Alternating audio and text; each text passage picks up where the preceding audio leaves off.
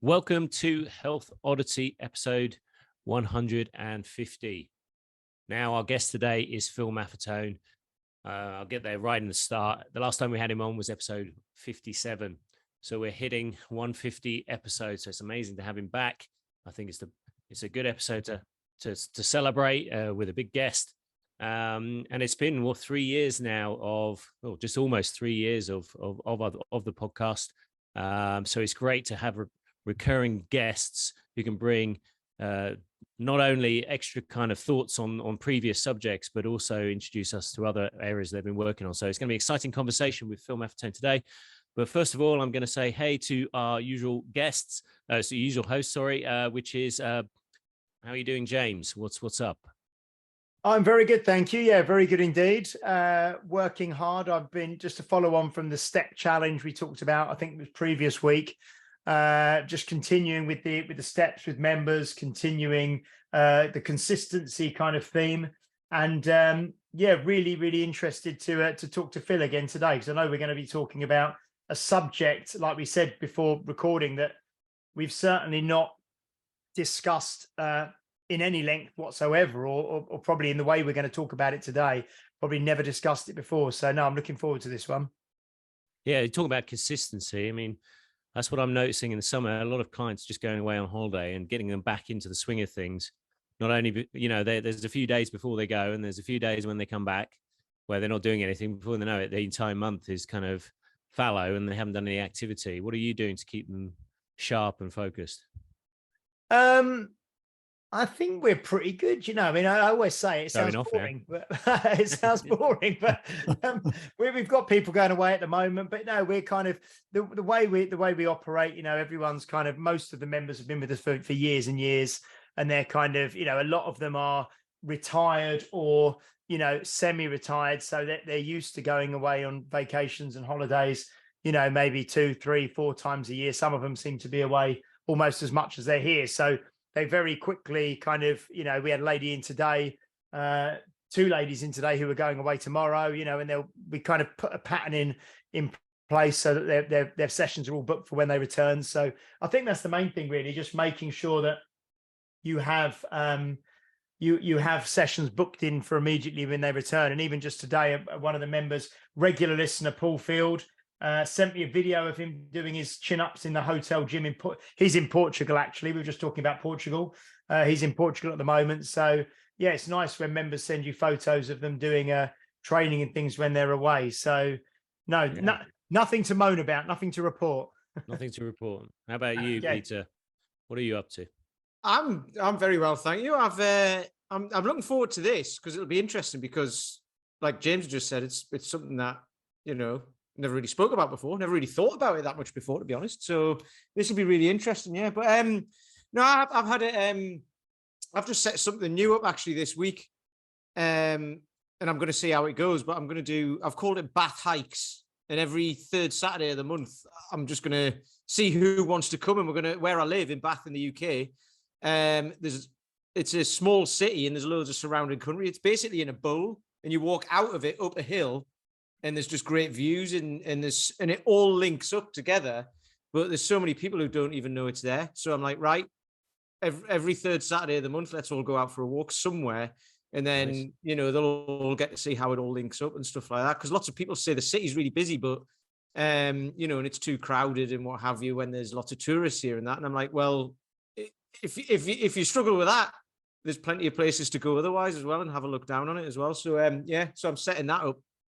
As in, I set it up yesterday, okay, or the day before, and we'll go from there and see how it goes. So it's just one of those things. We'll see how it goes, and we'll showcase Bath.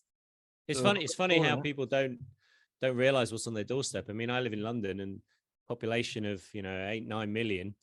I go 45 minutes down the A3 down towards South Downs. Just find a spot, park the car, and I won't see anyone for an hour. Yep. Just wandering through trees, and I mean there's places that are busy, but this is one of the things. So I'll talk about this quickly, because obviously we want to get to talk to Phil. But during lockdown, town was empty and the hills were busy. And then now that that's all, you know how everyone was like, oh, right, everyone's been able to think about things differently, and life's going to be different. And now towns and the hills are empty again. So I'm like, right, let's get people out there, because it's good for your mental health, it's good for your physical health, you know, all the things we talk about, getting your steps in, all of that. So I'm going to show people where they can go. And then to get their steps in and stuff like that, you know, even from work, they can go on a nice countryside walk for an hour and then get back to work and stuff like that. So that's the idea anyway. Fantastic. So, well, that brings me over to our guest, Phil Maffetone. Fantastic to have him back on the show. It's been maybe a couple of years now. So it was episode 57. We're now on, we do this weekly. So we're on episode 150. Now, if you wanted to get some background on Phil, the best thing to do is to go back to episode 57 and listen to that. That's going to take you through his approach to fitness. He is one of the world's kind of leading coaches, not only in the kind of human performance in terms of endurance, but also in just general health. And he has probably over the last 20, 30 years had a strong influence in, certainly at the beginning, it seemed like a counterculture approach, but eventually it's become quite mainstream in how to train for endurance activity whilst keeping the health of the individual at the center.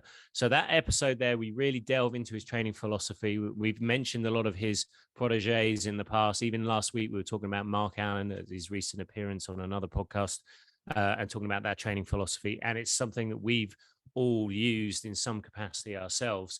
So if you want to train for a race and do it healthily and do it where your body isn't put at risk, then definitely listen to episode 57. But the reason we've got him back on, not only is he a brilliant guest, but he's just released a book called Be Sharp, which is a book that explores the relationship between movement, well-being, health, performance, and music. Now, those of you who've spent any time, maybe you've heard other podcasts with Phil on, or maybe you've read one of his books, knows he has a deep passion for music, but also that he's worked with musicians in great depth. He's worked with producer Rick Rubin. He's worked with Johnny Cash.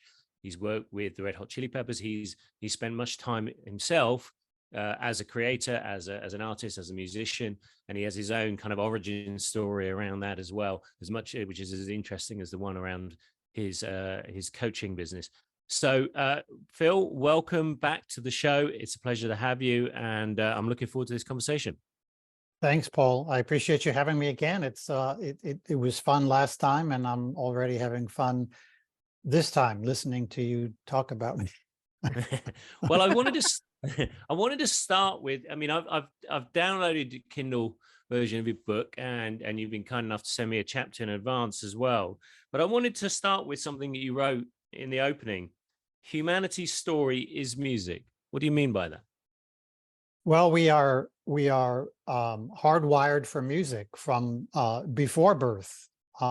We respond to music before birth, and when we're born, we are born singing, and we have music, and we respond to music from that birth date on, and music is an integral part of who we are, what we do, and we all, like all animals on earth, we all have our own songs to sing, and we all listen to everyone else's songs.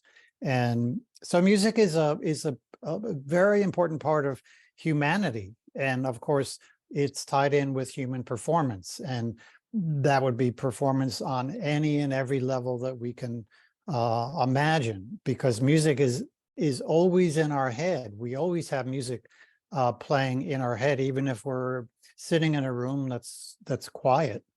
We have music that we hear consciously. We're always thinking about the oldies or maybe the latest album that we listen to. But we also have music in our subconscious mind, and that feeds our consciousness from time to time. And during sleep, we have music as well. So that, I mean, this is really fascinating, because let's be honest, most people think about music in terms of their well-being and health, in terms of what playlist they're going to put on. They go onto Spotify, they put the headphones in. So I'm going to go for a run, right? Put it on gym hits or something like that, and so they go and run, and they're hoping that they have a vibrant and pacey playlist to keep them going when they're feeling a little bit tired. And maybe they put something that's pretty pumping on to get them going through an aerobics class, or plenty of people on Instagram, you see them lifting heavy and they'll be putting some death metal on, or some really heavy music just to get them in the zone. What do you, I mean, how are you thinking about music? Because what you just explained is it's a somewhat different approach to it. How does that compare to most people's approach to music, and why, what angle are you coming from? Well, one thing that's very important is that music helps our brain function better. Therefore, a musical brain helps us work out better, helps us train more efficiently, helps us perform even competitively. But that's separate from listening to music during an exercise session or during competition. And I know it's very common everywhere you go. You're hearing music unless you go up, up the hill from Bath, and you're in the quiet of nature, which is a wonderful place to be. But we bring music with us in our head, like I mentioned earlier. The problem I have, and I've always recommended this from the 70s when I started this thing with sports. I've always recommended that people not listen to music during exercise, during training, during competition, because I'd rather they listen to their bodies. I'd rather you not pay attention to anything, because you've already trained, you've already learned how to lift a weight, you've learned how to do intervals on the track, you've learned how to cycle, you've learned how to swim, whatever the situation. Now we can take that knowledge and get out of our need to intentionally focus on that physical activity and go on autopilot. Autopilot is a wonderful place to be because it enables us to accomplish more. It enables our brain to learn ongoing about how to move better, more efficiently. And it keeps us safe. It helps prevent injuries and so on and so forth. So people had a hard time with that recommendation. And certainly early on, a lot of my recommendations came with a lot of odd questions like, really? But this one has lingered on, and the argument today is that, well, there's a lot of good research about music and exercise, and how music can help us exercise better. And there's no question about that, but the distortion is how we interpret that. So what music can do during exercise is it can help us overcome the pain of exercise. It can help push our bodies harder to keep going. It can help get us out the door. We may need that stimulation. So it might seem that exercise is something that is very compatible with music during training, but do we want to cover up pain? Pain is really an indication that something's wrong. Do we want to raise our heart rate during the workout? Do we want to push ourselves? Do we want to stimulate or overstimulate our sympathetic nervous system? And do we need help getting out the door? If we do, there's a bigger problem going on. Music is so valuable in preparation for a workout, and it's very valuable after the workout, which is the first phase of recovery. Recovery is where it's at. I mean, the workout is one thing, but if we don't recover, the workout is a waste of time because we're not going to benefit from it. And that's where exercise can also come in handy, and in particular, balancing the autonomic nervous system. Well, I suppose, Phil, I was going to say, I've not read the book myself as it being new, and I will certainly read it after this, order and read it after this podcast. But it sounds to me like people there's this, when people are exercising, they're either kind of trying to associate and go within with the exercise, or disassociate and, like you say, distract themselves from the exercise. And I think that's probably why people tend to use music to actually distract themselves from the process that they're going through, isn't it? Where you're obviously saying that actually the music does distract you, and you want people to be more connected and more attuned to what's going on within their own body. I mean, I've never, I think from your recommendations as well, but I've never enjoyed or liked to listen to music while walking or running or cycling or doing anything like that. But I do put music on when I'm strength training in the gym. I kind of have that music in the background. But I presume, I think what you said when you say it helps you get out the door, because music very much for human beings can initiate a change of emotional state, can't it? And that's probably why, like, For sure. We just had the Glastonbury Festival in the UK this past weekend, and I've been amazed at the number of my members who you don't ever really hear talking about music, but because it's been on the TV all weekend, and Elton John headlined one night and Guns N' Roses headlined another night, and everyone's been kind of talking about music. And it really shows how, like you say, humans are hardwired to like music. But I suppose, what do you see as, is there a distinction between aerobic and cardiovascular training and listening to music and strength training? Do you see a difference, or do you see really whenever you're training, no music is the best way? Right. I don't see a difference. I think no music during training, during competition is the way to go. You know, the most important part of the body for athletes is the brain. And I don't know why people forget that, but our brain runs the show. It's what causes every muscle fiber to contract and relax appropriately. It's what monitors the body, and in monitoring the body, if we're lifting something heavy, we want our brain to analyze the body during that process, because if we're lifting in a certain way that's not exactly perfect for our needs at the moment, the brain will say, oh, wait a minute, we're going to make some minor adjustments. Okay, now we're making those minor adjustments, and now A, we can lift better, and B, we can avoid getting hurt. So the process of doing that involves, it's almost like, I mean, it really is a meditation. Exercise should be a meditation. We should go into an alpha state, a state of consciousness where we produce alpha brain waves and theta waves sometimes, where we're not focused on anything.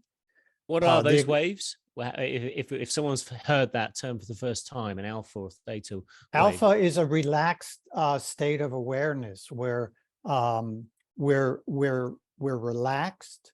Our autonomic nervous system is very balanced, and they're easy to measure. But the alpha state is a condition where we obtain a lot of health benefits. It reduces stress hormones. It balances muscles. I mean, the benefits of alpha is just astounding. It's a therapy for many practitioners, and certainly getting into alpha is something that humans have been doing for thousands of years. It's often tied with religious activities and ceremonial activities and mysticism, and it's something we should all have in the course of a day, because we keep accumulating all this stress during the day, and that's a state where beta waves from the brain sort of take charge of us. We're always running from here to there. We're talking, and we see it in athletes still who can't get into alpha, because during exercise they're chatting away, even if they're by themselves. They've got this dialogue in their brain, and it's the reason why a lot of people are unable to meditate successfully, because they're in this position, they're trying to get into alpha, and all they could think about is not meditating, but what am I going to do later? Oh, I got to go to the store, or I've got a list. Where's my shopping list? We need to stop in the day and reduce that accumulative stress, because it beats us up, beats our brain and body up, to say the least. I suppose a lot of. Oh, go on, Peter. Go on. I was going to say, what does that do? So it's interesting this, because I took the dog out for a walk early this morning because I thought I had a busy day, and then it turned out I didn't. But there was a lady out running, and she had her earbuds in her phone, and she was having a conversation with someone on her phone about work. And I actually thought, as she ran past, I thought, right, because she was kind of not stumbling around, but she wasn't really watching where she was going, and it was uneven ground, so it didn't look great. And I thought, and what productivity are you going to have at work with this person who you're talking to? And it was 8 o'clock in the morning, I think. So it's like, you probably haven't even started properly yet. And that's a good point. It happens all the time. And there's trails right behind me where I am at the moment, and they're really beautiful. The forest is peaceful, and it's like every other day I encounter somebody who, like you did this morning, is on the phone.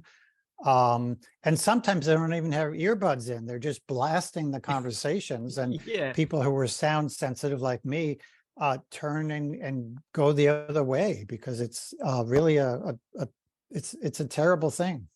But it just made me think, number one, the run you're not going to get the benefits of whatever the run's meant to do for you. And you're not going to get, and also you're not going to be, you're probably going to have that conversation or another conversation after that to get whatever the productivity you wanted at work out of that as well. So it actually creates extra, or it takes extra time in my head.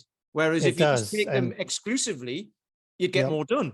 Yeah, productivity, efficiency. I mean, her efficiency from an exercise standpoint would have been poor, and the social efficiency in terms of work relationships would not be effective or efficient either. So it makes sense. And we have our brains, human brains have the ability to shift gears, shift states of consciousness for many reasons. Whenever we need to be in the state this woman was in this morning, if it's during a business meeting, it's perfect. But if it's during a workout, it's terrible. So we want to shift our gears into an alpha state and literally meditate away the workout, because we will get more benefits from it. We'll become a better athlete. And much of this is related to driving our cars. We drive in a state of alpha, relatively mild state. We're aware of what's going on, but we are in alpha. That's how we multitask. That's how we do many things at one time, many things that we'd learned when we were younger. And in order to learn, we had to have intentional focus. We had to focus. Oh, that's the signal. Oh, there's a mirror there too. Oh, yeah. Oh, I'm going to hit the brake now. Oh, I have to do the, but once we learn that, our brain shifts gears into autopilot.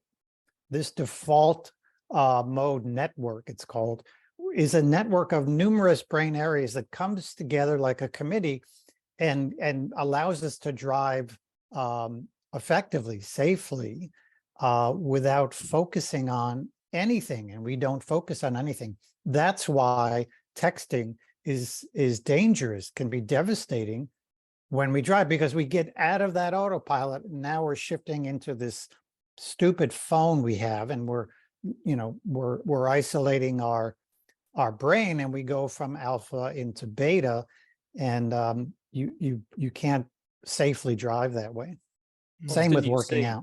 I see. Yeah. Well, that's it. I mean, the thing is, in our last conversation, we talked about the fact that most people, when they're training and they want to get ready for a marathon, in a way, what they do is they end up embracing and really going down the path of increasing their anaerobic conditioning.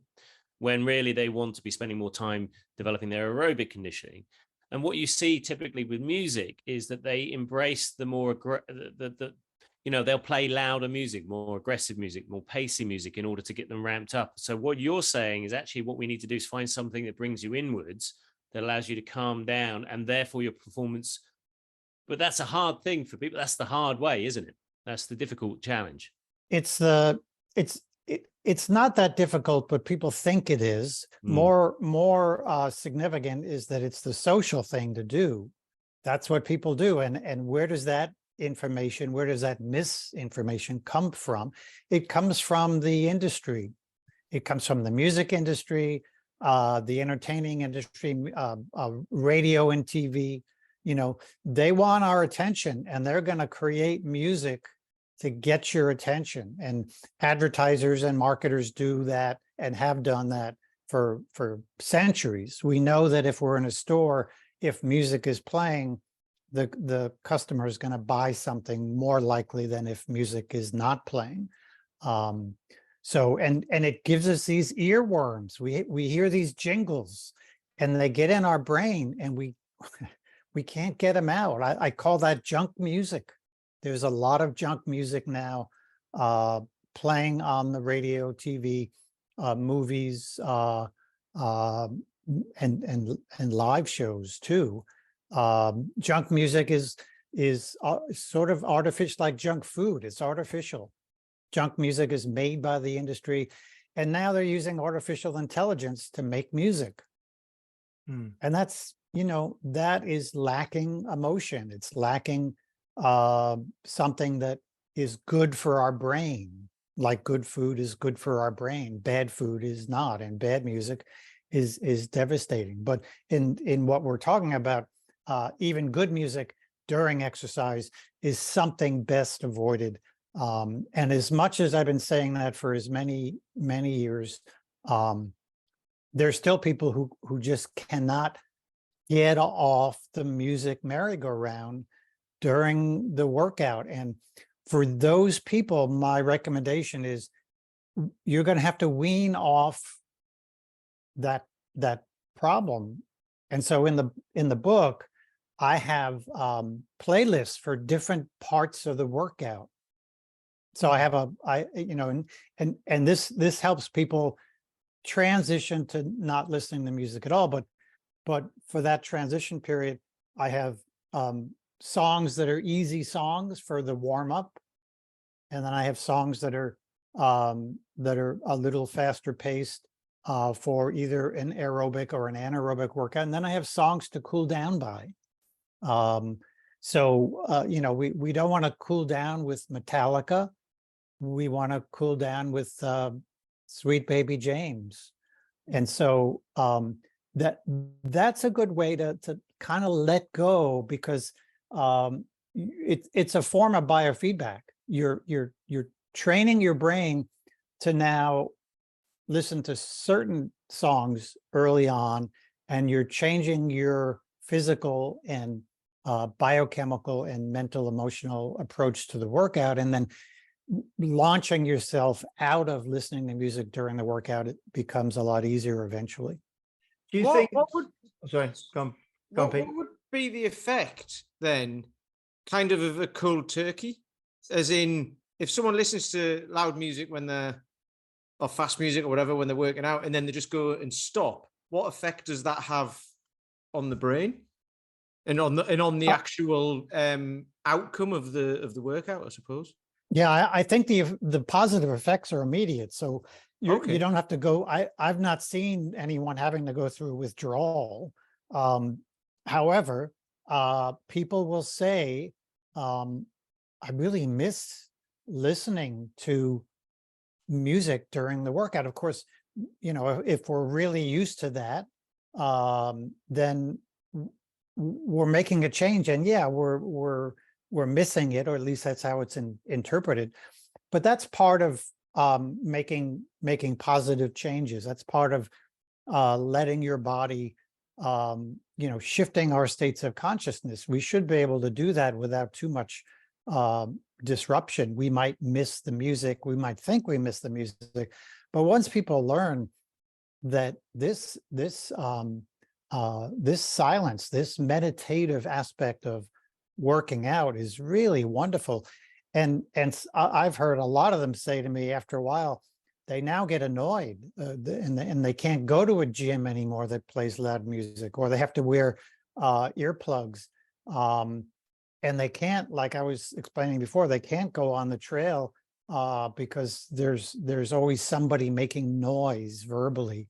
And I've heard people playing music on their phone, loud,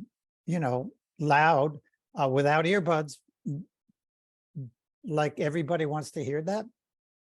It's like pulling up to a stoplight, in traffic, and there's some, box booming maniac next to us in the car who's got only bass guitar and drums going, and the whole your car is vibrating as well as theirs. That's obviously quite annoying, and that's a lot of the exercise music, if we can call it that, the traditional industry exercise music that you hear in gyms and movies, and Rocky, Chariots of Fire.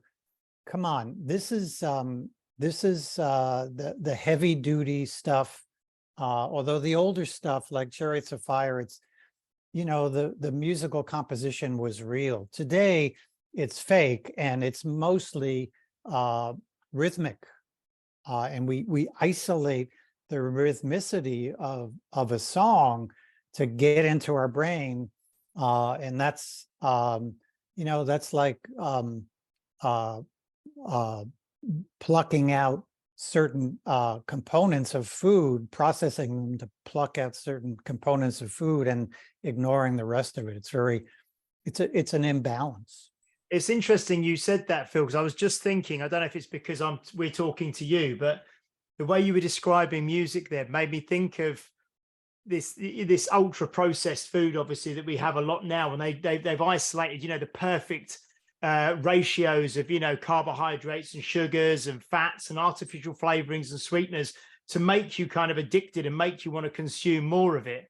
And it sounds almost like that the music that you're discussing and you're talking about now is kind of almost created to create an addiction around it and make you want to listen to it more, even though it's not necessarily not good for you, in the same way that the kind of the ultra processed food is as well.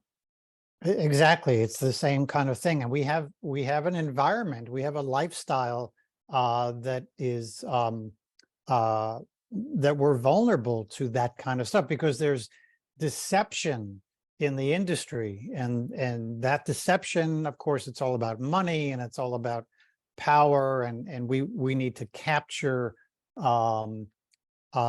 customers, we need to capture consumers, and we're going to do it through music often. And it's certainly been done through food for just as long or longer. And addiction is a good word. We get addicted to the radio music. We get addicted to the top 100 hot hits, most of which are not even written by singer-songwriters. And so, but the industry wants people coming back. Of course, I've yet to hear from someone about what were the top 5 hits last year. They don't stand the test of time. They disappear very, very quickly. It's interesting. It kind of brings us on to another area of your book, and also another area of your past. I mean, was it Plato had the theory of form? So there's this kind of ideal version of a human, ideal version of a dog, and everyone else within that is a kind of copy of that ideal form. And I'm very much aware. I mean, I spent 10 years working with musicians in music management. I obviously sat in a room with a lot of producers, a lot of songwriters, and understanding their construction of a song.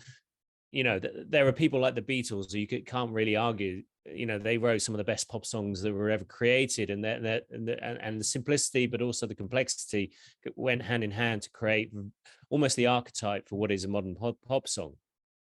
So you've worked with a lot of creators, and they know how to tap deep into people's emotion. I mean, that's part of what music is to tap into something, what it is to be human, and to extract a reaction, an emotion. And we've been talking very much about music in terms of our use, almost a utilitarian conversation. Like, how can I utilize music to get an outcome that I want? You know, how can I get myself visualized into the right state, the alpha waves, etc. But you've actually worked with musicians, whether it's on the artist side or the production side, and you write songs yourself. What is the difference between how are you seeing artists utilize some of these principles that you're talking about, the alpha waves, beta waves? I mean, because you work with a disparate amount of artists, some of which made quite aggressive music. Because Rick Rubin's known for making everything from Beastie Boys through to Johnny Cash. So, what is your experience on that side of the fence? Well, first of all, I think a lot of these great musicians and producers became great at what they did because they already got it at an early age. Many of them, that's what enabled them to make this progress. Rick, it's hard to define Rick. It's hard to define what he does. I don't even think he can do that well, although he's just come out with a really wonderful book. But it's the, and in my experience, when I woke up that day as a songwriter and I realized I had to sort of put my career, which was at a peak, aside while I ran off to LA, my thoughts were, okay, I'm gonna go to LA. I'm gonna be working with Rick now. He's gonna help me write songs, and then I would meet all these other people who were great songwriters, and they're gonna help me write great songs. And none of them did any of that. We hardly ever talked about songwriting. I did play my music for Rick as a producer. That's how he operates. If you're whether you're Metallica or System of a Down or Johnny Cash, or a quiet folk singer, he wants you to sit in front of him with an acoustic guitar and play your song, just you, not with your band, and see if the emotion is there, see if it's a great song. And if it's not a great song at that point, it'll never be a great song, no matter how much noise the band makes. And so I experienced this, I watched it. I had that exact relationship with Rick, and Rick would never say, do this, do that, change that word, change this chord. In fact, it was a little discerning. It was a little, I was perplexed when I first had the experience of something Rick has always done, which is I'd play a song and he'd say, well, that transition from the verse to the chorus, it just doesn't, there's something not right about it. And I'd say, well, what? Tell me, I'll fix it. And he'd say, I don't know. You go figure it out. And I thought, oh, he's not taking me serious because I'm a new songwriter, and what do I know about songwriting? But then I heard him do that with I think Neil Diamond the first time. And I thought, oh, that's his approach, And so it was a wonderful journey, my years in LA, because nobody told me what to do, but everybody I talked to helped me bring out what was already inside of me. And that thing inside of me was a song. There's always a song there, like a painter or a sculptor. There's always a piece of art there. And what's so therapeutic about writing music, like playing music, is that getting it out is a form of free association. in psychotherapy. Tell me what you're thinking about. What's just don't think about it. Just let it come out and let's hear it. That's what songwriting is. And it's most likely something the earliest humans had, because it's a form of communication.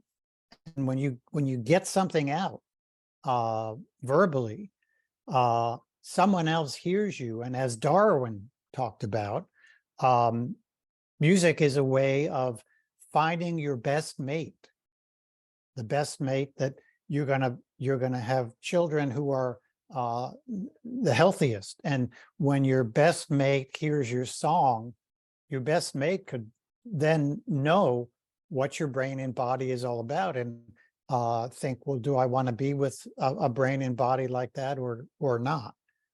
So there's so much to this. I'm sort of going off course I was just going to from ask your question. I was just going to ask Phil, because obviously there's sort of songs and there's lyrics and there's writing and then there's music, which I think, I can't remember if it was before we started recording or after, where it's kind of, you said that, really music has been around. And if we look at things like, old, I don't know, African cultures and things, the drums initially maybe, and you see people dancing and people using the rhythm of like drum beats and things like that to kind of create like dance and community and movement associated with like a drum beat, or even like ancient, I don't know, ancient rowing and things like that would have someone at the front of a boat beating a drum, so everybody's in time and everybody's able to row and keep time. Is there something in rhythm and in drums or in music, apart from other, as aside from songs, I suppose, that could have some benefit to exercise and training, or not? That's still a distraction. Yeah, most definitely. And we are very rhythmic. We have a big area in the back, sort of at the bottom of our brain, called the cerebellum, which controls rhythm. And we didn't have much of that, if any, with our earliest ancestors. All we did was sing. We didn't have lyrics, of course. We didn't have instruments, but we vocalized just like whales do today, and all birds and even mice. We don't hear them because the frequencies are too high. But that rhythmicity is obviously a most important part of sports, and so working out is a key feature of rhythm. The problem is, if we're working out via someone else's rhythm, by a song's rhythm, we're not letting our brain work out to the rhythm we need right now, which may change in 5 minutes or an hour. And so that's a problem for many people, because they don't have rhythm anymore. They've lost their ability to be rhythmic, and that's a problem no matter what sport you're in. So in the book, this would be defined as a brain injury, and much of the book talks about brain injuries and what this full spectrum of brain injury. If we can't, well, when we don't have rhythm, our posture is thrown off, our gait is thrown off, and we're very uneconomical in whatever activities we're doing. And people can easily test this. You can download a free app on a metronome, which is usually a free app you can get, and turn it on and set it at 80 beats a minute, and just listen to the beats and walk in place. Can you physically walk in place to the beat, hitting your foot on the ground exactly when the beat hits, and then the other, and then the other, and then move forward? Can you walk easily to the beat and bring it up to 90, and then 100 and 110? Can you follow the beat with your body? Can you run to the beat? Well, Can you swim to the beat or bike to the beat? And many people cannot do that. I'd say 30 to 40% of the population, and I've tested this for forever, but it's a problem because people can't sync up their brain and their body, and that's a pretty. And you just look at the people around you who are running and biking, and how irregular their gaits in many cases are, and correcting it is simply working out with the metronome. You warm up, you're going to start at a slower beat, you're going to gradually increase the metronome as you get faster, and then you're going to do the opposite to cool down. It's a great therapy. It could take a few weeks to make a big difference, but it's worth the time putting into it. So why do you think people have got like that?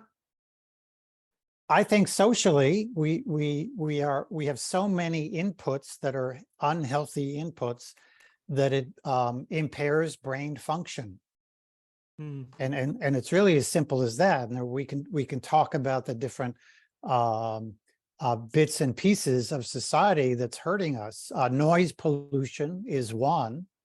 Noise pollution is, I mean, if you live in London or New York City, or even where I am, I mean, I'm this, they say, is the country, but I'm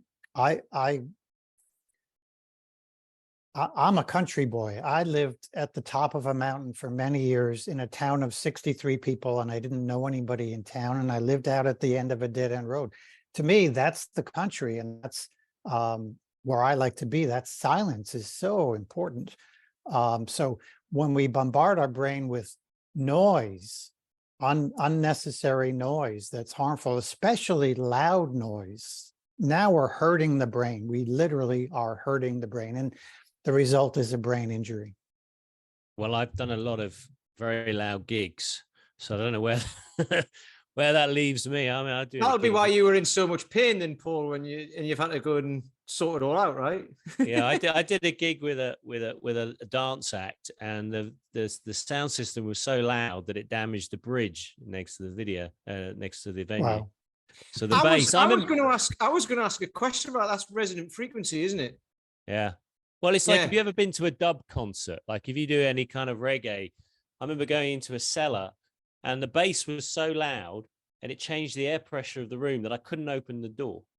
Yeah. Until the bass stopped, because the air pressure was so great. But it was a wall of like subwoofers, and that certainly made you feel something quite literally. But Phil, you mentioned in your book, it said, at the peak of this wonderful clinical career, I woke up one day with an overwhelming yearning to write songs. So you mentioned that you weren't really that interested in music in your youth, and this. Well, I was as a consumer. In my mid-teens, music literally saved my life. It made me aware of the world, and I had not been aware of the world. I was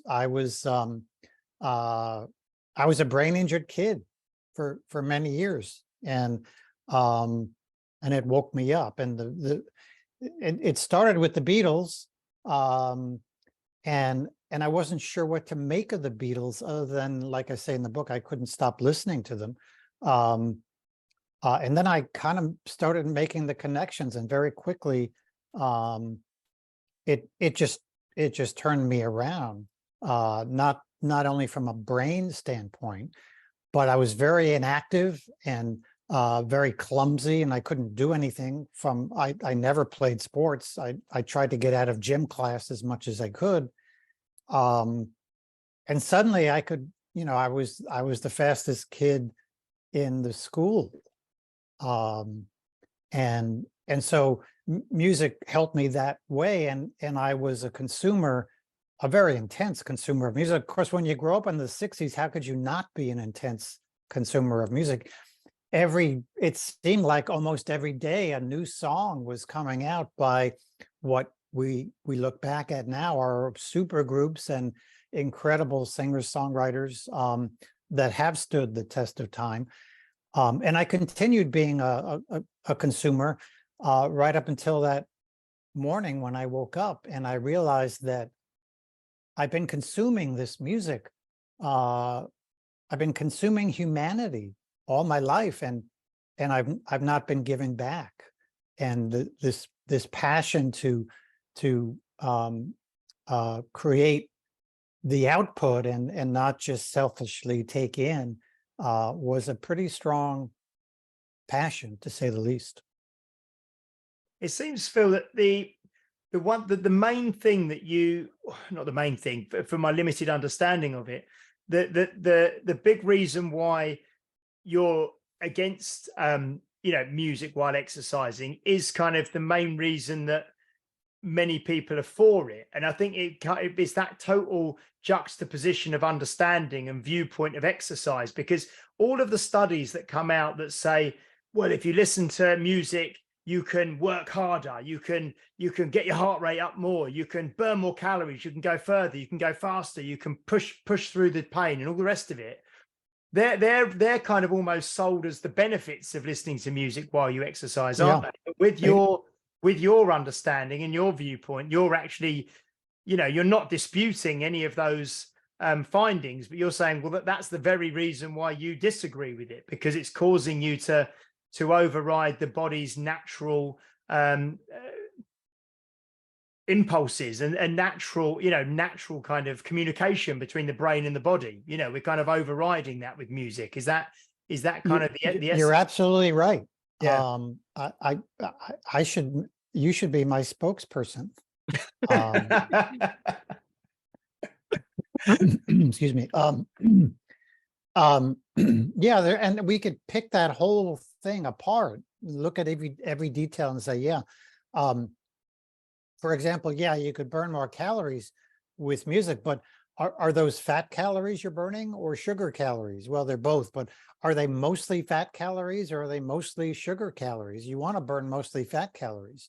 And the researchers, one of those studies had some researchers, and they said that music was like a natural drug with its ergogenic effects, like an illegal drug that athletes use. And yeah, that may be true. There is harmful effect, and so one could make that association, but it goes against everything that I've been doing, teaching, researching over my career, and that's a big part of it. And then not listening to your own body was my original complaint about people listening to music. And by not listening to your body, you're not going to get as good a workout. You're going to increase your risk for injury. You're not going to appreciate your body. Your body's not going to adapt to the workout as well, and other things. So sorry, go on, Pete. No, carry on. No, because I've just talked. Go on. I was going to say, based on that, was a great question, by the way, James. That was like a great observation, I think. And I've been thinking. So Paul was talking about resonant frequency earlier. So if, like, you could play music and it would affect the bridge, but you could play a different type of music and it wouldn't affect the bridge because it wouldn't be the same vibration. And then that's got me to thinking that the human body is just vibration. Okay, it's just a collection of vibrations, and music is just vibration. So here's the thing: we could develop an app on this, and we'll cut everyone in. We're going to make millions on this. Do you think that there would be, if you could get like a collection of music together that would resonate with your body at the same time? So when your brain and your body are saying, like, actually, I'm tired today, bring it down. And then it would actually, imagine you had an app that would say, right, well, let's do that. And it would actually mimic what you were doing. I mean, this is obviously all hypothetical. This is just in my head. Is like, do you think that would help, or would that kind of, because where I'm coming from with this is kind of because people will be listening to music to say, right, go faster. And then when the body's saying don't, and they might be listening to some chill out music or something else. you know, while they're meditating or something, or stretching at the end of a session or whatever, that where their body's going like, actually, no, I want you to get up and go and do something because I'm feeling active today, you know. So it's yeah. You're right. It's all in your head. And so an app like that would sell millions for sure, because that's our society. We have a gaming society. Yeah. That app would be a game, and people love games. The fact is, we already have that app in our brain. That's what the brain does. It tells us what to do. And that's why I don't want people listening to music during a workout, because I want you to feel the body working out and how it communicates with the brain, and that back and forth effect. And you will learn and further expand your mind so that it'll work much better than that app. But the app would sell really well. We lose that communication, don't we? I mean, we must have we do lose it. I mean, you know, when I would lecture to health practitioners about treating patients, I would often say, you know, it's important to ask the right questions, and don't let people tell you things that are not important. Steer them back, and you know. And then I'd say most patients wouldn't know it if their arm fell off, and until somebody said, "Hey, what happened to your arm?" Oh yeah, my arm fell off. We need the awareness of our brain and body at a very, very high level. And if we don't have that, we don't function as well. And so working out brings us an awareness about our, I mean, what better way to be aware of the body than to sense the motion of a workout? What a wonderful thing. And if we're in the middle of a forest and we're taking in all these other senses, or visual senses, the smells of the forest, the subtle sounds of the forest, the vibrations of, you know, touching the earth. What a wonderful thing, what a healthy thing to do, and what a great way to improve our fitness. One of the things that you just said there, Phil, reminded me of it's funny, isn't it? Like you say, the brain is a wonderful thing, and just a memory pops up from nowhere, just, well, seemingly from nowhere. But you said about a forest, but there's something really that I'm sure everybody loves, but you know, walking barefoot on a beach on the sand and hearing the waves. And I remember going on holiday once, and I took a pair of wooden Indian clubs, you know, and just standing on the beach and doing like Indian clubs with the waves, and in no artificial noise whatsoever, but just hearing the breeze as it brushes through the trees and the waves. And yeah, I think that and that's like you say, if there was music blaring out at the same time, I wouldn't have got any of that. You wouldn't have any of that sense, would you? And if you go to some of these destinations that are heavily promoted as, you know, the optimal vacation, the hotel behind you is blaring out that music, and it's really sad. And we have lost our ability to seek out silence. And as much as music is such a wonderful thing, silence is wonderful as well. And in one of the chapters of the book, I asked the readers to think about the last time they experienced silence. And I talk about mine, which was one of my great experiences, which was the top of a 14,000-foot mountain in Colorado, where all I could hear was my body and the passing clouds. And you know, those memories are like an oldie song. They stay with us forever. So do you, just thinking on I think from what you said earlier and reading the synopsis of the book, is there a place for, you mentioned, I think, is there a place for music in terms of preparing for exercise and then recovering from exercise? You see that the actual while you're training or while you're competing, there's not a place, but preparing to and then recovering from, is there a benefit to music? And if so, what do you recommend? You know, what's the kind of parameters that you think is appropriate and beneficial? Yeah, it's very individual first, of course, and we need to look at what kind of a workout we're doing, what kind of competition is it, what do we need in preparation for the workout.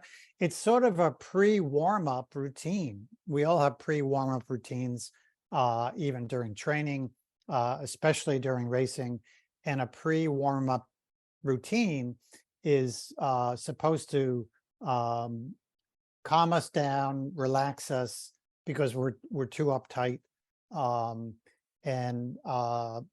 And likewise, after the workout, after the competition, we need to recover.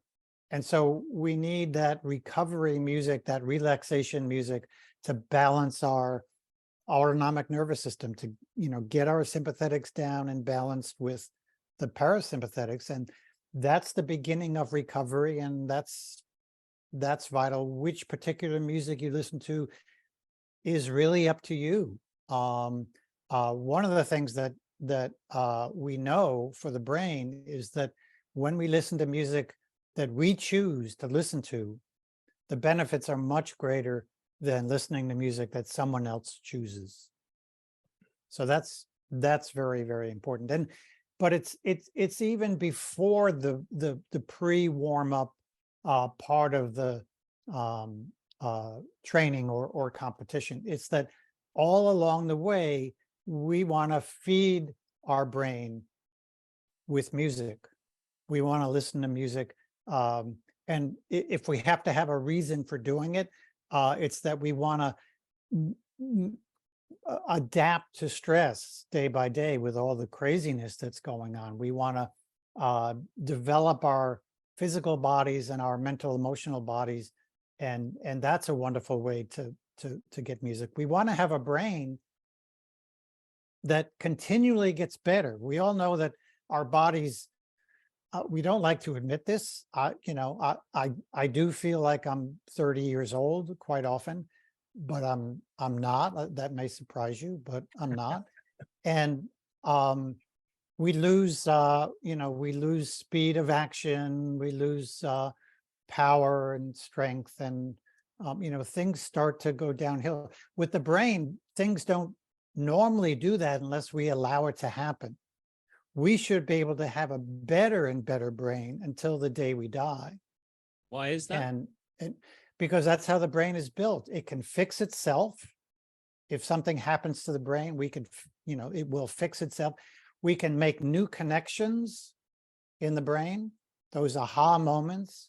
We learn something. Oh, we've made new connections. If you're listening to this podcast and you've not heard some of this stuff before, you're making new connections in the brain you've never made in your life. That's what expanding the mind is all about. And worst case scenario is if we really damage and destroy brain cells, we could build new ones. What a deal. But we have to be healthy, and music can help guide that process. It's funny because there's the great country guitarist who had not Parkinson's, he had when you lose your memory. Glenn Campbell. Glenn Campbell, there you go.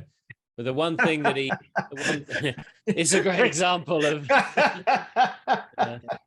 Those senior moments. I'm not calling you a senior. I know you're only 24, but those so-called senior moments, that image of aging is an abnormality. Yeah. You know, they want to call aging a disease. I mean, that's absurd. Ageism is alive and well all over the world, and the image of you know, I'm out at the farmer's market looking at the, you know, the grass-fed beef, and you know, the person will come up to me and say, hello, sir, do you need it? I'm not deaf. Number one, I don't have a cane. I don't need a walker. So we have this image, and the so-called senior moments are one of them, and they're not normal. It means something is wrong, and that's something. Number one is preventable. Number two, many of them can be fixed and reversed. If we go too far into disease, it's not going to happen. But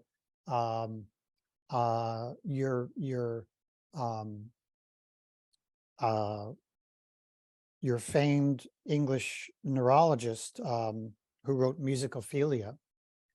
I'm bad with names. It's something that happened in my early life. Sorry. That was my excuse for forgetting Glenn Campbell. Yes.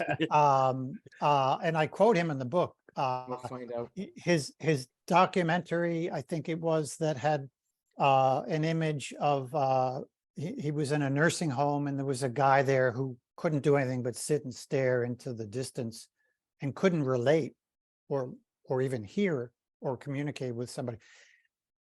He put headphones on him, and he listened to music that he was familiar with from his youth, and the guy woke up.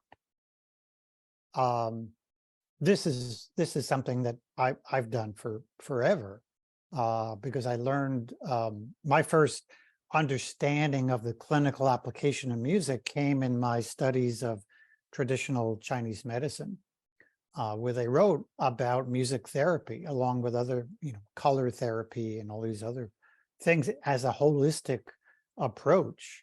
And so, our brains really kind of leave our body behind, because they can continue to improve and be better and better, like I said, until the day we die. I think one of the quotes from the first podcast we did, and I don't know why it came to me just the other day. I was probably listening to another podcast, and then something you said came back to me, but I may not be exactly correct, but I think the sentiment's there, where you sort of said, just because something's common doesn't mean it's normal, or something along those lines, where we come to expect that just because you're in your 60s or in your 70s or in your 80s, you're going to inevitably, have this degree of decline, and you're going to be less mobile, and you're going to be less, your coordination is going to go, your balance is going to go, your memory is going to go. And like you said, it's just because that's commonplace, it doesn't mean. I think we were talking in terms of people who perform at a high level in sport, then being more injured and broken, if you like, and damaged as they get older because they push themselves harder. And you said, well, that's not normal, that's just common because of the way that people train, I think, in terms of high level performance. But this kind of rings true as well with what we're talking about now, doesn't it? With the brain and that perceived inevitable decline. Exactly. That's a good memory. And again, if you were my spokesman, which you now are, that would be a soundbite you could feed me. But that's exactly right. People understand these things as common. It's common for someone in their 70s to be sort of bent over and impaired physically and mentally.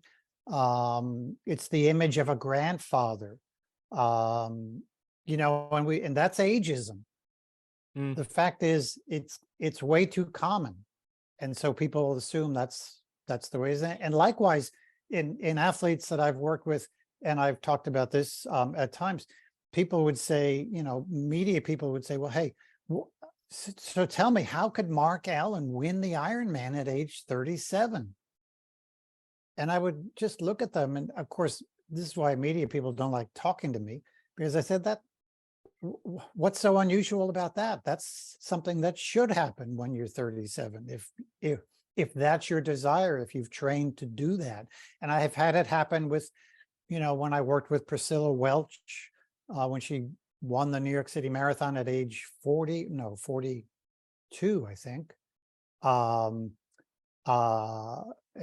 on and on.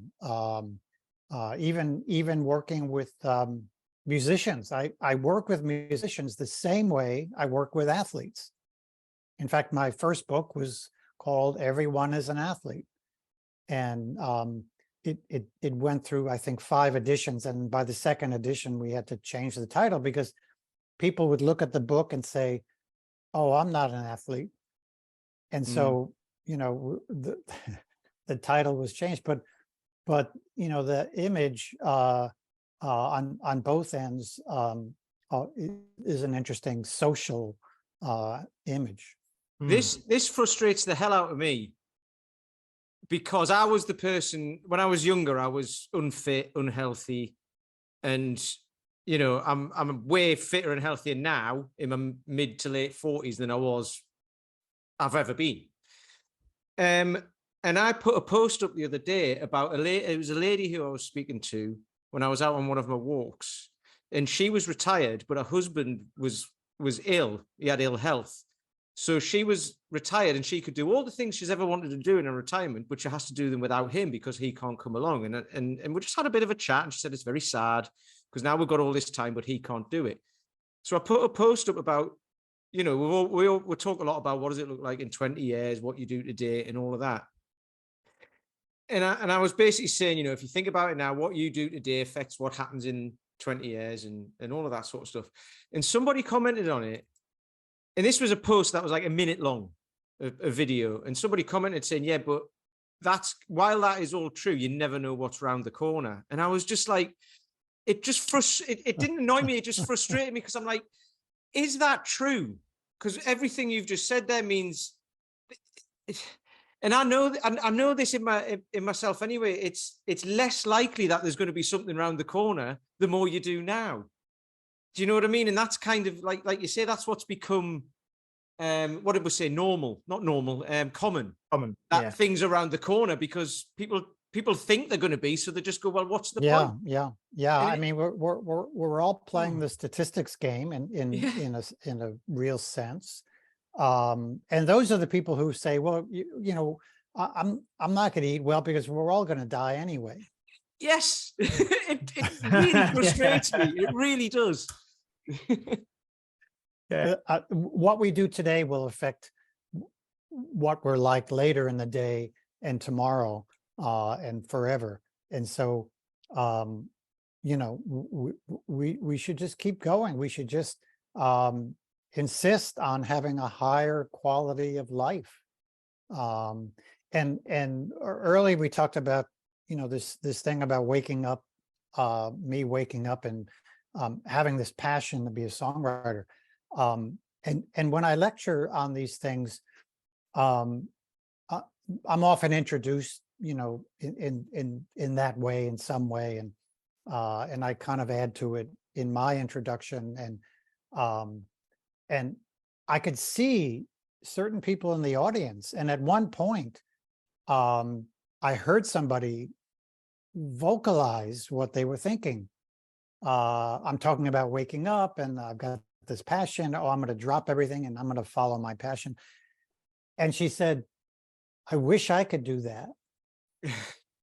And it was just so sad. And you know, I wasn't independently wealthy.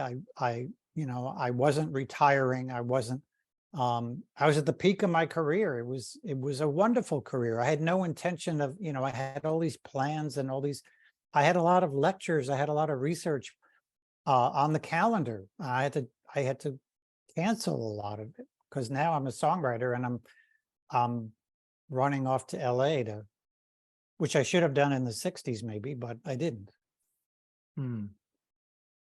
You mentioned actually in the book a term that I've never come across before. What is a daymare? A daymare is a nightmare that you have during the day when you're awake.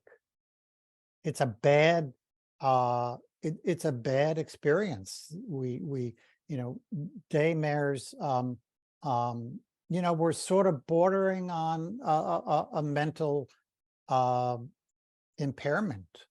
It's a frightening negative experience that quite often we've built up to in all the things we think about and learned, all the myths that we're exposed to, and just you know, the idea that that, you know, the experience James just mentioned about the guy responding to the video was sort of a daymare. It was like, really, is life that bad? So the you know, the mechanism in the brain is very similar to what happens at night. But I suppose when you have a nightmare, you're not unconscious, but you're asleep, and it's kind of, there's nothing physical. It's all created within the brain, isn't it? And probably from experiences that have happened in the day or previously or the week before or whatever. But when you have a daymare, you're awake, yeah, you're conscious, and You're awake and you're aware, Yeah. and you know, we're often in beta. It's that babbling, you know, back and forth with ourself. You know, well, I'm not going to walk up to this woman and say hello because she'll just laugh at me. I'm you know, I'm not going to read this article on how to have a healthy brain because, you know, we all die. You know, and or well, I've got good insurance, you know, to take care of me when I have to be in the hospital or nursing home. You know, the things that people come up with, you know, their life is a daymare. And it's really sad because, again, like most illness, injury, and disease, including infectious disease, most are preventable. Do you think this is a modern thing? I mean, we obviously evolved in environments which were quite harsh at times, which meant we had to be able to survive. We had to hunt. We had to work. We operated in small social groups. Do you think like these daymares are a consequence of a lot of the hardship disappearing in terms of the kind of survival? Like, we've got our food, we've got housing, we've got water, and that now our bodies. I always think about, you know, maybe it's like an immersion tank. There's a lack of stimulus in other areas, so the mind becomes quite inward and starts to kind of question. Yeah, that last point is very important indeed, and it could be associated with that. I don't, you know, there's a lot of things that happened to the human brain only in the last 50 years. Brain injuries have exploded. And it's not just that we're recognizing autism or we're able to measure Alzheimer's sooner in the disease process.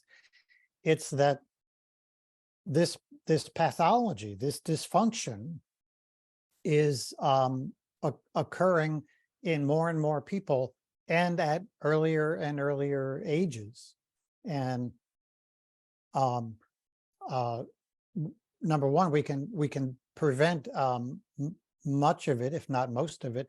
And number two, we can treat a lot of it. I spent a lot of my career, you know, people know me as somebody in sports, but I worked with a lot of brain injured children in my career using biofeedback, again, treating them much like an athlete. And so I know how well the brain can recover from these injuries, just like an athletic injury. And in the last 50 years, this is profoundly, you know, been showing up on our doorsteps, but also in the last 500 years, humans have shifted gears from being where everybody was musical. Everybody was a musician. It wasn't even a question. We're just, you know, we all have 2 ears and a nose, and we're all musical. Everybody played music. Families sang music together. Everybody played, everybody sang. And then it gradually disintegrated into, in some areas where only some people were deemed musical, which is really, you ask the average person today, you know, are you musical? Do you sing? Oh, no, and when you find out they studied piano for 8 years, and they used to sing in a band. But we have this image that, you know, that's very that's very negative. That's kind of a daymare too. And in some circles, in classical music, for example, we not only took music from all the people, we took music from all the people, and the higher class, you know, the wealthiest people in society kept it for themselves, and they would not teach it. They would not allow the lower class people to even come listen to a concert. And that attitude is prevalent today. That's why music seems like such a complicated thing to learn. And as I talked about in the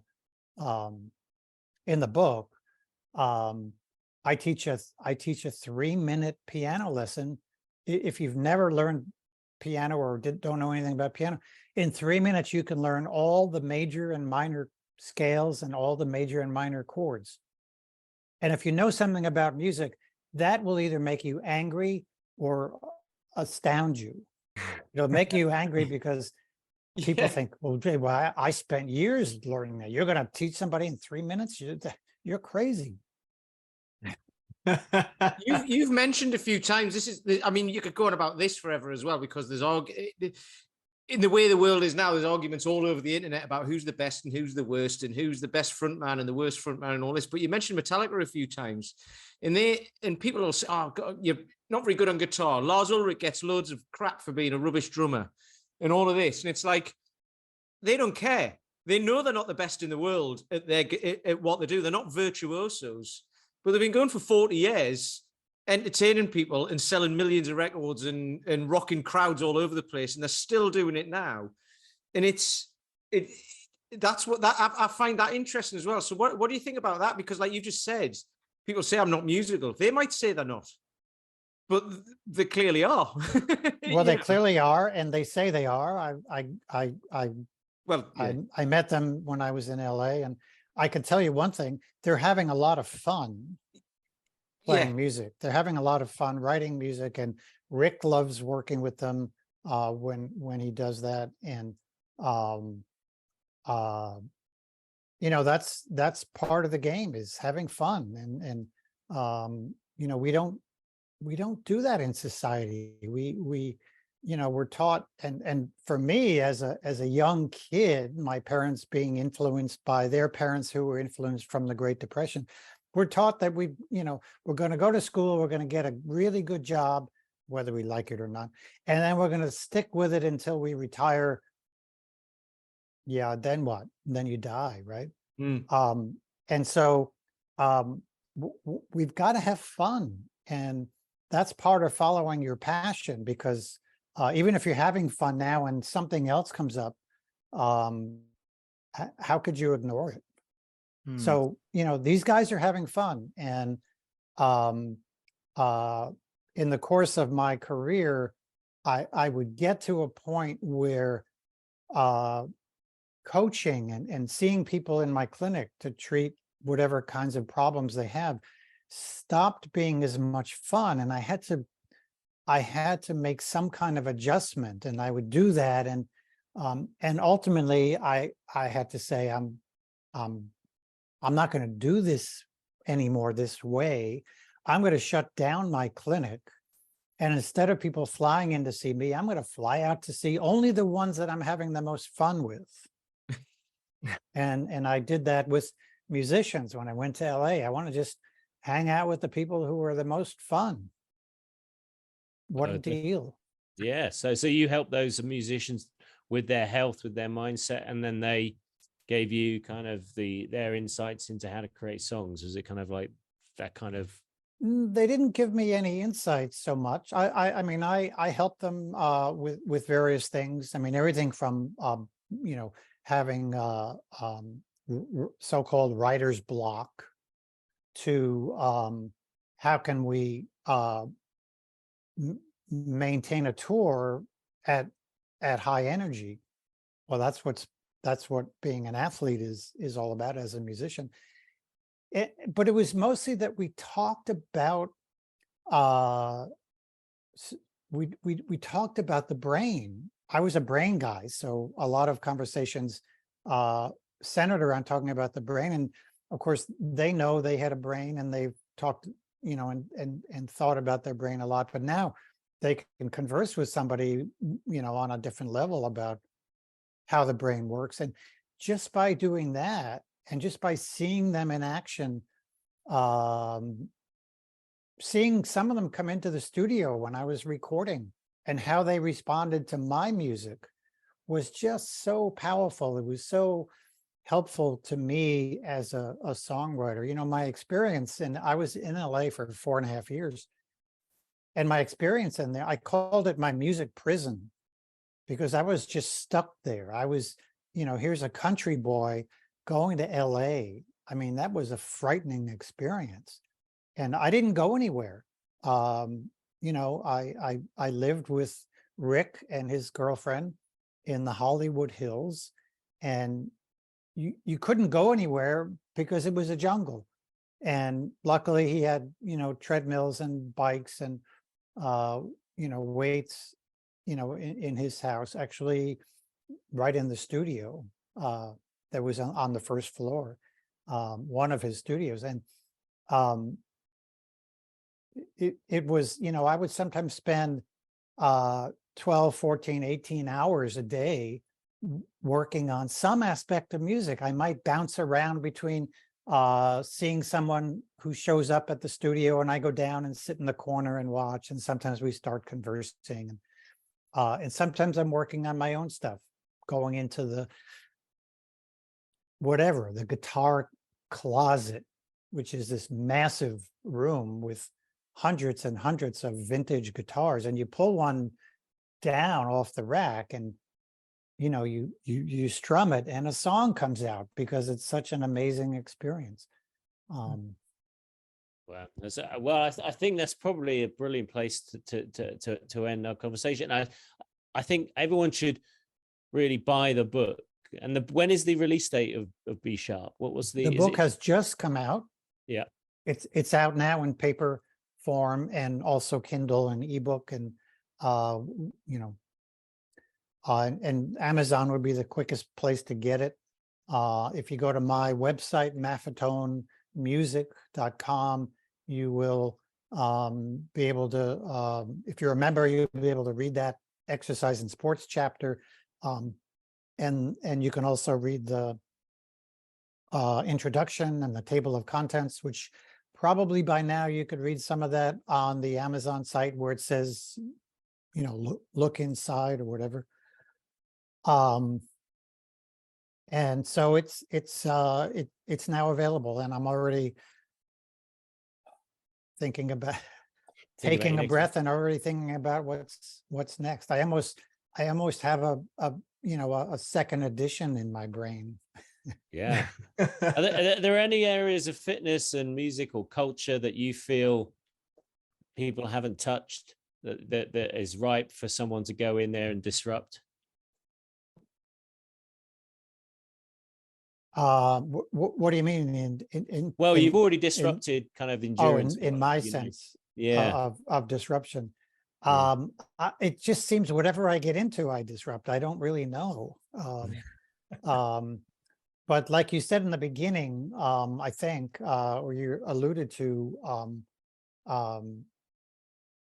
you know, I have a different way of seeing things, and a different way of coaching and treating patients, and but it's really not different. It's natural. And the problem is we've deviated so much from the natural to the artificial that now natural things are weird. We look and say, boy, that was weird. What were we thinking? Well, it always comes back to that. You know, and slower aerobic training, you know, the world has come back to that, and weightlifting without hurting yourself. I mean, there's just, music is as natural as it gets, along with movement, and so that's where we should be. I think if you're willing to ask questions and difficult questions, you'll start opening up the world, and you'll discover new things about it. But Peter, I was just wondering if you wanted to finish on if you've got any questions to finish on, if you've got any insights. I've got millions, but what I did want to say was, if you're talking about things going in circles, you know, and coming back, like in training terms and all that sort of stuff. James mentioned Glastonbury, and if you're talking about having fun, and if you haven't seen this, Phil, look it up on YouTube or wherever. But Rick Astley and the Blossoms doing covers of the Smiths at Glastonbury this weekend was amazing. Honestly, an 80s pop star who's from the machine of Stock Aitken and Waterman, a band from Liverpool who I don't know anything about, doing Smith songs, which are great anyway. Honestly, it's the best 50 minutes you'll spend watching. Well, you know, a lot of professional musicians do some of these extremes. I mean, when I first met John Frusciante from the Chili Peppers, one of the greatest guitarists in the world, he was on his way to pick up all of Gershwin's written music, and we're standing there in this music store, and the guy, you know, brings these 2 big boxes of sheet music, and you know, as we're walking out, I said, and I knew John played the piano; he's a good piano player. I said, "What are you going to do with these?" He said, I'm going to learn them on the guitar."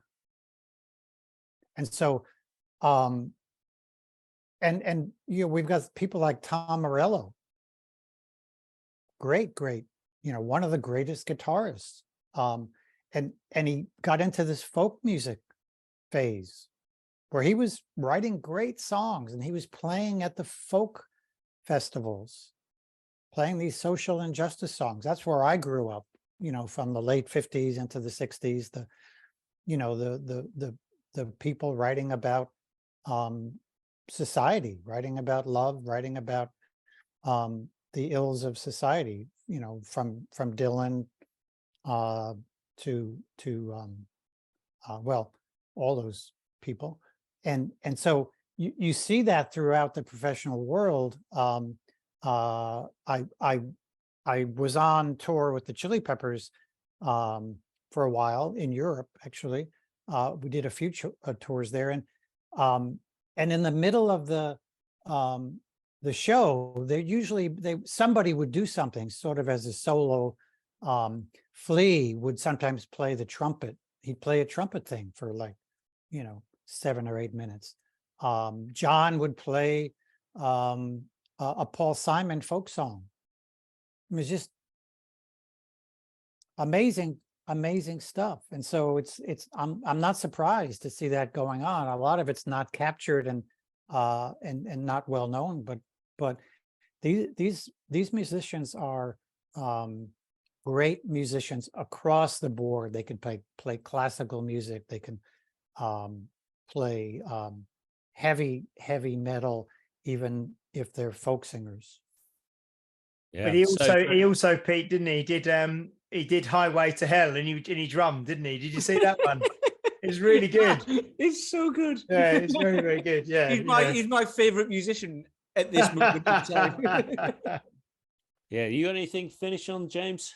No, just, I mean, that was fascinating, and obviously, hopefully, we can maybe speak to. Well, we will speak to Phil again, because we're hopefully going to line up Phil coming back on in the near future with Dan John, aren't we? Which will be I think we said that's going to be a world first, because it's going to be a heavyweight podcast, that one. Yeah. How does that work if there's 5 of us on the screen? We have to be very quiet. Okay. No, I mean, logistically, will it be like a dice? There'll be 1 in the middle and then 4 on the edges. I've no idea. We'll just send the link out, and these two, Phil and Dan, can do it together, and we'll just splice it. I'll just say something stupid in between. No, it's great, and obviously, it would be interesting maybe to touch on at some stage. I think you mentioned it actually, like AI and things, didn't you? Creating music and things now, and how, I mean, that's another sort of Pandora's box, or a whole nother avenue. It is. It's a scary thing, and you know, one of the themes of the book is that we can improve ourselves with music, we can improve society with music, and we can save the planet with music. And one of the things that the AI people have been warning about for years and years is that this could be human destruction. AI is a dangerous thing. And we see what it's done to music. Yeah, they call it the singularity, don't they? But the thing is, you can get like ChatGPT to come up with workouts and things, but the one thing it misses is any kind of interpretation of the effect on the individual. I mean, the workouts, they look on the surface to be very, very, they're thought out, they're functional, but they don't really have the coach's mindset. So it's gaming, and you have nothing to monitor. It's like people, seeing a diet or seeing an exercise workout, and they get excited because whatever they're doing now isn't working. So, hey, maybe I'll try this. Yeah. And they get excited. And after a few weeks, thinking they might be better, maybe sometimes, they're on to another trendy thing. Well, look, all it brings me to say is, Phil, thank you so much for coming back onto the podcast. Really appreciate your time. And thank you, Paul. It's been a great book to read. I'm looking forward to getting the full all chapters on the doorstep today when it's delivered. For those of you who are thinking about buying some books on fitness, then please do explore Phil's catalog. He's got books on everything from nutrition to endurance. He even when you had a book that was a precursor to the sub 2 hour marathon Kipchoge called 1:59, so you're ahead of the curve on that. But thanks so much for coming on. We're going to talk to you again. We're going to have Dan with us as well, so it's going to be an amazing conversation. Those of you who want to check out previous conversation, it was episode 50, so please do like and subscribe. Please share this. One of the reasons we're going to get Dan and Phil together is we want to mix two great thought leaders in the industry. One comes from the strength world, one comes from endurance. If you've never heard Dan speak, or you're just coming across this podcast because of Phil, please do listen to other episodes, because we've got some great thought leaders across the spectrum of fitness, endurance, strength, mobility, nutrition. But it just leaves me to say thank you so much. Thanks, James. Thanks, Peter. And thanks again, Phil. And we'll see you on the next episode.